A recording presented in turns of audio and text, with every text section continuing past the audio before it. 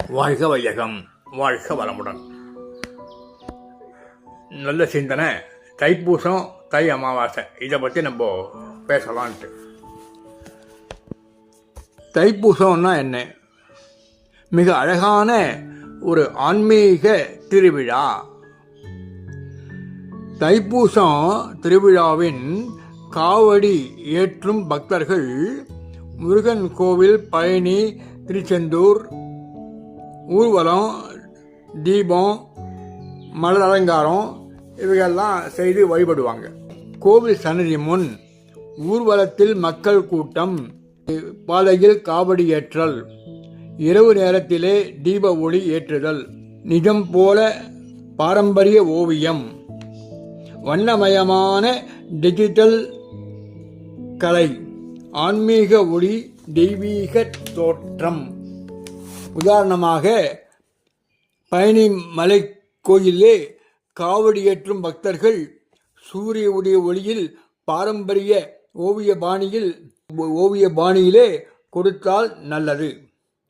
வள்ளலார் ஜோதி காட்சியை தருகிறார். இதுதான் தைப்பூசத்தினுடைய முக்கிய அம்சம். தை அமாவாசைன்னா என்ன? தமிழ் மாதத்தில் தை மாதத்தில் அமாவாசை ஆன்மீக பித்ரு வழிபாடுன்னு சொல்லுவாங்க, தெய்வ வழிபாடுன்னு சொல்லுவாங்க.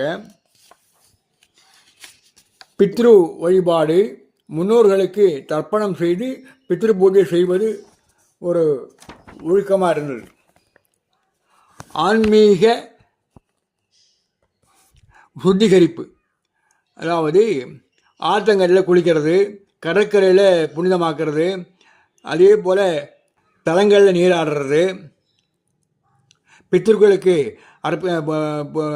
அர்ப்பணிப்பது, கோவில் வழிபாடு, சூரியன் மகர ராசியில் இருக்கும் காலம் என்பதனால சூரிய வழிபாடு, விஷ்ணு, சிவன், முருகன் கோயில்களில் சிறப்பு பூஜைகள், சமூக அம்சம்.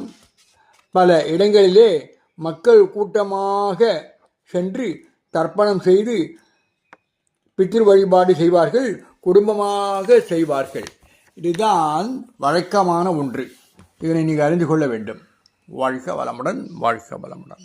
எல்லா வல்ல இறையருளாலே அனைவரும் உடல் நலம், நீளாயுள், நிறை செல்வம், உயர்ப்புகள், மெஞ்ஞானம் ஓங்கி வாழ்வதோடு வாழ்க வளமுடன், வாழ்க வளம்.